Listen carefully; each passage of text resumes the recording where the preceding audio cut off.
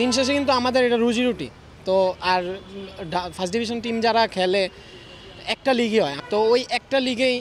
আর এখনকার বর্তমানে দেশের যে পরিস্থিতি এটা সবাই জানেন, তো পুরো এলোমেলো হয়ে আছে। তো কথাগুলো বলছিলেন আবির হোসেন, খেলেন এক্সিয়ম ক্রিকেটার্সের হয়ে। বোর্ড ক্লাব দ্বন্দ্বে তার একমাত্র উপার্জনের মাধ্যম ঢাকা প্রথম বিভাগ ক্রিকেট লীগ স্থগিত হয়ে আছে।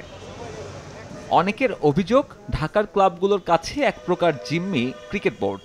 গঠনতন্ত্র সংস্কারের খসড়া পছন্দ না হওয়াতে ঢাকার ক্লাব ক্রিকেট স্থবির করে রেখেছেন কর্তারা। সে বয়কটে ক্লাব কর্তা কিংবা বিসিবি কারোই হয়নি কিছু।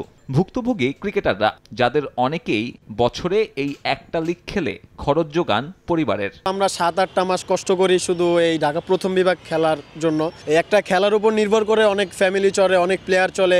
যাদের জন্য এত কিছু, সেই খেলোয়াড়রাই এখন অনিশ্চিত জীবনের সামনে। ক্লাব বলেছে বাড়ি ফিরে যেতে, বোর্ড করাচ্ছে অপেক্ষা। বৃহস্পতিবার বোর্ড প্রেসিডেন্টের সঙ্গে দেখা করার সময় বেলা 3টা হলেও ফারুক আহমেদ এসেছেন পাক্কা 1 ঘন্টা পর।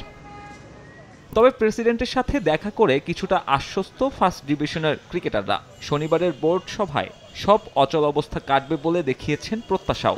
একটা জিনিস ক্লিয়ার করছে যে কোনো ডাউট নাই ক্রিকেট লিগ হবে এখানে, বাট ওনার কথা হচ্ছে যে এই মাসের ভিতরেই উনি ঢাকা ফার্স্ট ডিভিশন ক্রিকেট মাঠে গড়াবে। তবে শনিবারেও যদি সমাধান না হয়, তাহলে ক্রিকেটারদের ভবিষ্যৎ কি?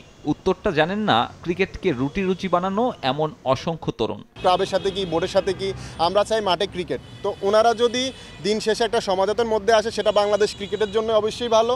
আর যদি সমাধানের মধ্যে না আসে, তো বাংলাদেশ ক্রিকেটের প্লেয়ারদের যেটা ভালো হবে, আমরা প্লেয়াররা সবাই মিলে সেই সিদ্ধান্ত নিব।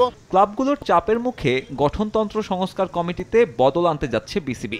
গুঞ্জন, নাজমুল আবেদিন ফাহিমকে সরিয়ে নতুন প্রধান করা হচ্ছে মাহবুব আনামকে। ক্লাব কর্তাদের মন রাখতে আনা হবে আরও পরিবর্তন।